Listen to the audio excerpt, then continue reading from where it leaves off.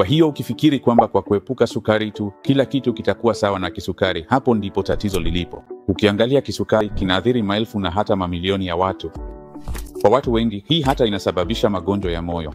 Siku hizi hata vijana wengi wanapata kisukari kwa wingi, hasa kwa sababu ya tabia za ulaji. Ukifuata mambo haya manne makuu nitakayoshiriki sasa, utaweza kudhibiti kisukari chako kwa urahisi. Kwanza, unahitaji kufuatilia kisukari chako mara kwa mara. Kufanya hivyo kila siku ni bora zaidi. Jaribu kuchagua nafaka zisizokobolewa badala ya vyakula vilivyosindikwa kadri inavyowezekana, na kwa kufanya mazoezi mara kwa mara, mwili wako utaongezeka uwezo wa kutumia insulini, na hii itasaidia katika ufuatiliaji wa kisukari wa muda mrefu. La nne na muhimu zaidi, unapaswa kumwona daktari wako wa kisukari mara kwa mara na kufuata kwa usahihi dawa anazokuandikia.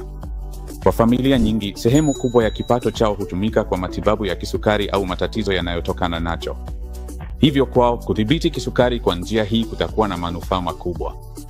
Kwa hiyo, ukidhibiti kisukari chako, unaweza kuepuka kwa urahisi matatizo ya muda mrefu.